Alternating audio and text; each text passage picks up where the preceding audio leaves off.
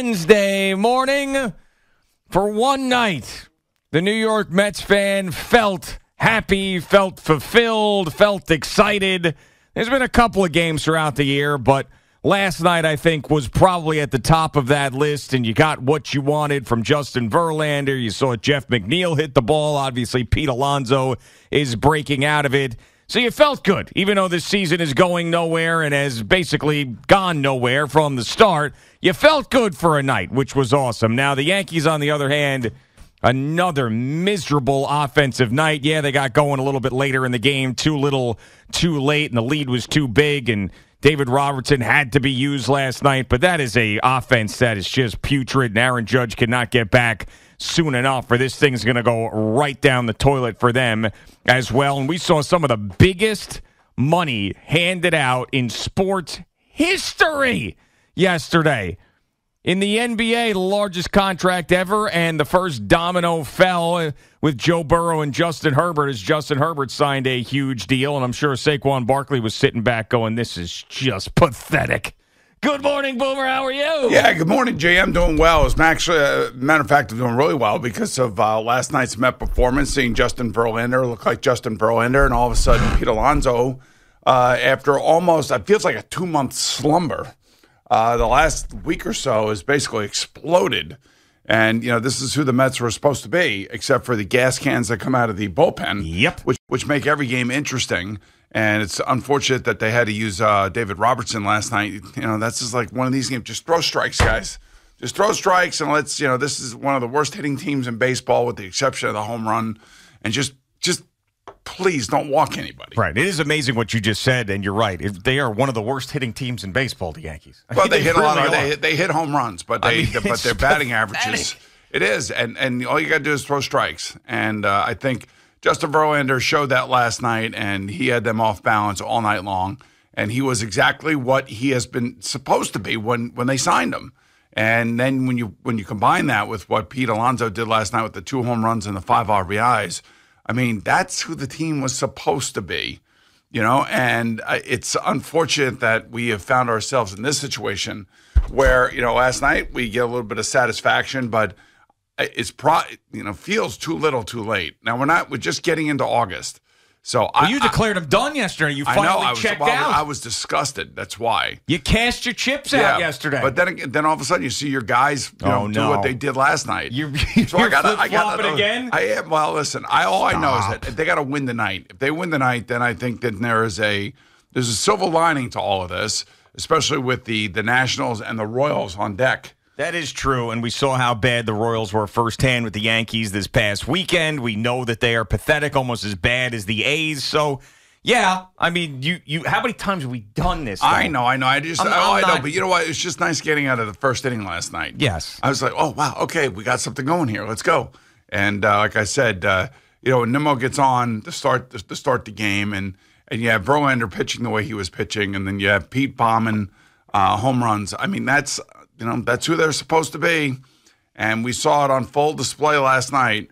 And then we also saw the warts on full display last night when they bring in the bullpen. Yeah, that's true. And the warts of the Yankees, too, which is just a really, really bad offensive team. And, they end up beating up the Kansas City Royals and some of the worst pitchers in the game. If you looked at that 3-game minor stretch. League team, dude. Right, the 3-game stretch, the ERAs and those guys that they faced were just absolutely through the roof. And then they get Justin Verlander after a day off. And, of course, they get shut down in the way that they did, and they've got good teams coming up, as we talked about yesterday, with the Rays, with the Orioles, and, of course, the Houston Astros after the Mets. Their season's on the brink right now. It really is, and I don't think that's going too far. It really is. If they end up losing all these series and keep slipping back, and Aaron Judge doesn't come back, I mean, this really is a crossroads in August before the trade deadline. And that's not hyperbole. It's not hyperbole. It's not hyperbole, No. I don't think. I think it's real,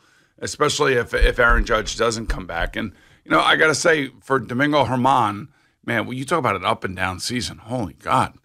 I mean, there are moments where he looks like he's unhittable, and then he threw a perfect game. I know, but it's got to be maddening for the Yankees just to go through just like we have with the Mets. the ups and downs of certain players. And one minute they come out, they're unhittable. The next minute they come out and they can't get anybody out, or they're serving up home runs. It was interesting. I was kind of going back and forth. And you listen to like John Flaherty in the pregame show. Well, you love Flaherty so much that you got off Gary, Keith, and Ron to go over to Flaherty. No. He was doing pregame. Oh, pregame. Yes. I was going to say. I wanted to hear him. Doing? I wanted to hear him. How do you get off Gary, Keith, and Ron? I'm not off Gary, Keith, and Ron. When the game started, I'm on said Gary, you were Keith, flipping back and forth. No, it was in the pregame. Oh, okay. All right. And making sure. No, and I was listening to John Flaherty talk about It's the Flaherty Report with John Flaherty. Somebody's getting pizzade. Yeah. I just think that from a catcher's perspective, and when he talks about pitching, I like to listen to what he has to say because I think he's really spot on. And I know, there were a couple of things last night that they did bring up, and Ronnie Darling brought it up, is that Herman does not look at the batter. I thought they were supposed to look at the batter. I mean, at what point during? Somewhere within like within the whenever the pitch clock starts. Of course he's. No. Not at all. Nope, doesn't look at the batter. Oh wow. He puts his head down. He listens to his pitch comm. But he looks up. When he looks up, he looks at the batter. He looks up towards the end. Under 8 seconds. So you're telling me it's a violation?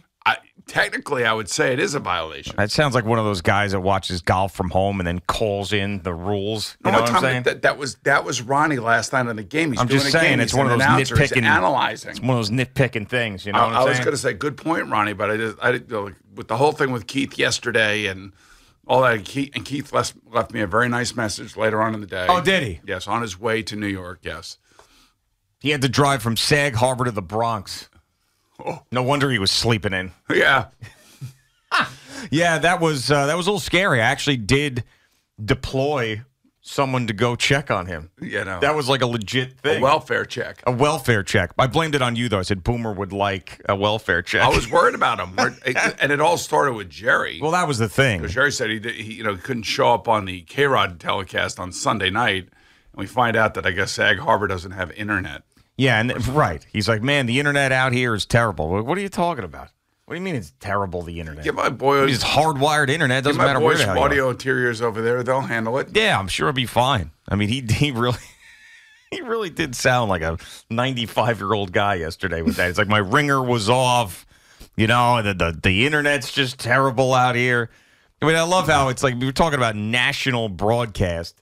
Yeah, Keith is supposed to be on. He just can't get his internet figured out. But with Alex Rodriguez, It's unbelievable. Yeah, I know, but it's Keith. That's Keith. What makes it's Keith the charm of Keith Hernandez. Exactly. So we all get it. We all love it, and he's great at what he does. And I'm glad he's doing what he does because it makes our games interesting, even when we're not playing well. Yeah, and I love how he admits the fact that really the only reason he hasn't gotten too frustrated with this year is the fact that the games are shorter. The pitch clock. Yes. He goes, imagine if these were 3.5-hour losses. Oh, man, at least you told the truth. These contracts, you were just talking about this Jaylen Brown contract. Oh, my God. A super max contract because he made second-team All-NBA. That is unbelievable. We're talking about an average of $60 million per year for Jaylen Brown. Of all guys, he's a good basketball player, and obviously he's a great basketball player because he's getting paid to be a great basketball player. But if you would have said, who do you think is going to be the highest paid basketball player in the NBA in 2024? There's the three guys come to mind. Three guys. Steph Curry? Yeah, but I was actually going to go younger than that because Jokic?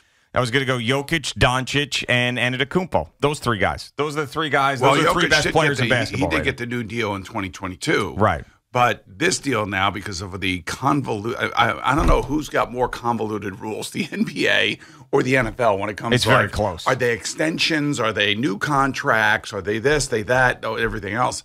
Good for these guys that they're getting it. I keep saying they should be getting it because these teams and what the worth of the teams has been growing significantly. And in the NFL, if you are Joe Burrow's agent now, you got to be careful because the salary cap is going to be going up again. Right.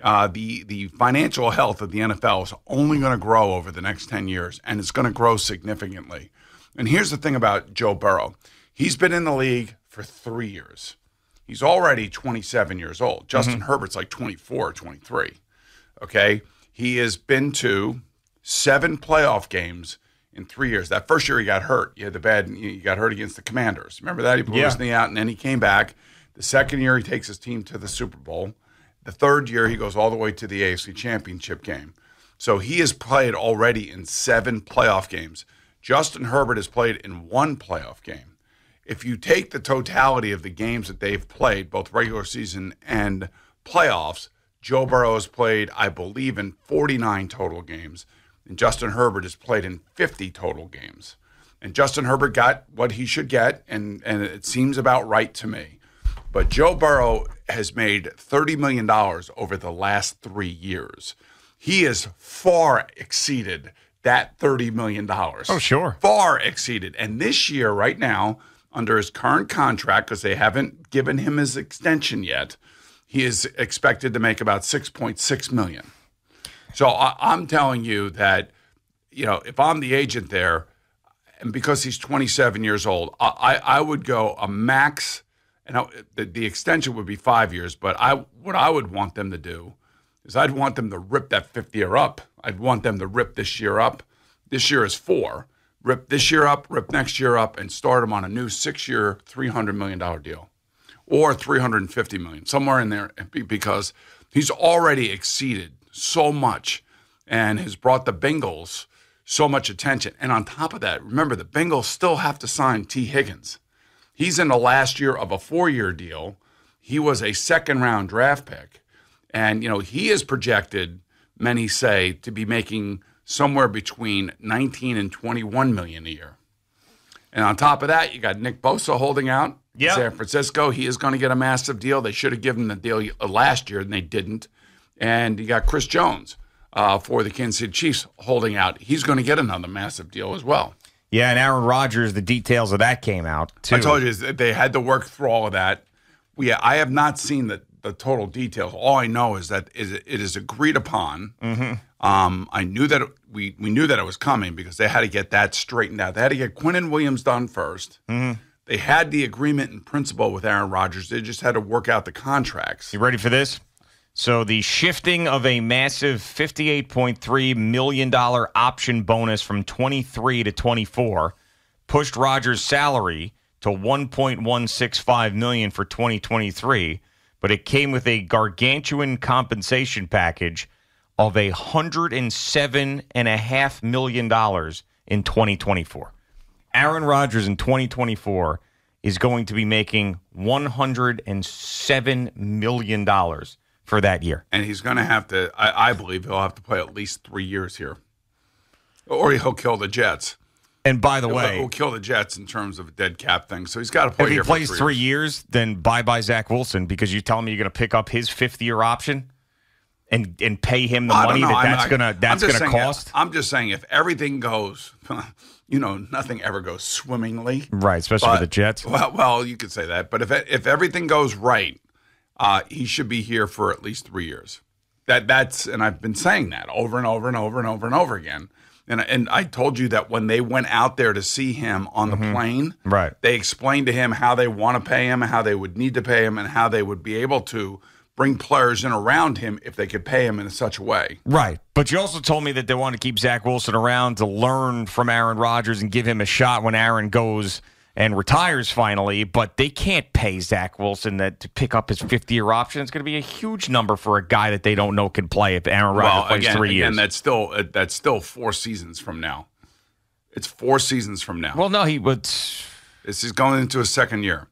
2nd year, 3rd year, 4th year, 5th year. This is his 3rd year. Is his 3rd? Yes, this is his 3rd year. No, it's his 2nd year. It's his 3rd year. 100%. You don't have to look it up. It's his 3rd year. Okay. It's 100% his 3rd year. Last year was not his rookie season. And remember, we came into camp last year and was like, oh, he looks different. He looks bigger. That's right. That's so, and all this stuff. So You're right. So he's got, his 4th year will be next year, and then the 5th-year option's the year after that. There's no way in hell, especially if they're paying Aaron Rodgers $107 million for 1 year, they're going to keep him around? That's true. So you think so, huh? That's it. We'll throw you a bone. You can get mentored by one of the greatest to ever do it, but if he's good, you're gone. That's it. To me, when I saw all this yesterday and he's going to play 3 years stuff that you've been saying, that sealed the fate of Zach Wilson. Well, Zach Wilson's dead cap number this year is $20 million. So his money is guaranteed because he was a first-round draft pick.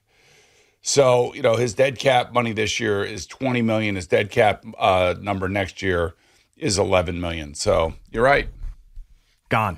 But he could be an unrestricted free agent in 27. So he's got 3 years left, essentially, with the Jets. So if Aaron plays 2 years, if they pick up his 5th-year option. Now the other thing that can happen here too, is if God forbid Aaron Rodgers gets hurt and misses games, who is the backup? He's the backup. He's the backup. I know. So we'll see. We'll see what he's learned. We'll see if Aaron has had any impact on him. I think he would have. Want to talk about an air out of a balloon spot? Zach Wilson comes trotting in, taking a couple snaps in the middle of the season. Chiefs game Sunday night or something like that. It's amazing. They said the same thing about Geno Smith. And look what Geno Smith did later on in his career. Yeah, he absolutely did. So I'm not saying it doesn't happen often, but it does happen. Where a guy, goes through a couple places, doesn't really fit in, doesn't feel comfortable. They tried to put Geno in there for Eli Manning. All hell broke loose. And everybody was having a conniption around here because of that. And then he goes out and he quietly becomes the backup quarterback to Russell Wilson. Seattle keeps his head down. Seattle gets rid of Russell, and now Geno is the starter out there, and he's gotten a huge contract. Right. For every one Geno Smith, there's 55 Christian Ponders and Jake Lockers, though, is the problem. And then Marcus Mariota. And J.P. Losman. Yes. And Marcus Mariota and Jamarcus Russell and Achilles Smith and Vince Tim Young. Couch and Vince Young. Well, you know what? Tim Couch, actually, if you look back at his career, wasn't as bad as some of those other guys. But, yeah, there's a million of them. Brady Quinn, Johnny Manziel. Yeah. Brandon Whedon. Just keep going and going and going. Yeah, I know. So you good can. for Geno for being the one guy that actually did it. All right, Boomer and Geno. I would say that Kurt Warner kind of did it. I would say that he wasn't a high draft pick. Rich Gannon kind of did it. What timeout? No, he was not a high draft pick. Kurt How Warner. about Jim Plunkett? Yeah, but you. I'm just trying to give you guys out of nowhere. I'm trying to give you guys older players that may not have had a shot or did have a shot, didn't make it, and then all of a sudden came back and made it. Yeah. That's all. There's a few just examples. Like you have 1,000 There's of a the few other examples. kind. I'm just trying to give you a few of the other ones. That's all. Right. There's just like a handful, though. There's the handful. I mean, Jim Plunkett was number 1 overall. Okay. That's a long-ass time ago. Yeah, but it's still part of the history of the NFL. It's the same team. Time ago. Yeah, I know. I mean, so look at Steve Young. Steve Young, I would say that there you go. That's but a perfect he didn't fail. He just really didn't have a massive failure, did he? Yeah, did you see his numbers in Tampa? Yeah, okay. I just thought that team was miserable. I thought that was what the problem was. Well, maybe that was the problem with the Jets. No, I don't think so. Remember they almost made the playoffs and he really sucked, and all we said last year was that they're a good team with a bad quarterback? Remember that? You are like so giddy over that. Remember that? Yeah, I do remember that now. But you're like so giddy over that. No, Why I'm not so giddy you're over it. giddy. I'm just saying that I think you're having selective memory over what Zach Wilson was. That's all. I do know that there were times in games where he did make throws that were like wow throws. Okay. Just not enough of them and not consistent enough. And then there were those throws where he threw it into the ground. Right. I was going to say, there's also throws that reminded me of my old high school baseball coach throwing me grounders at third base. Here we go. All right, okay.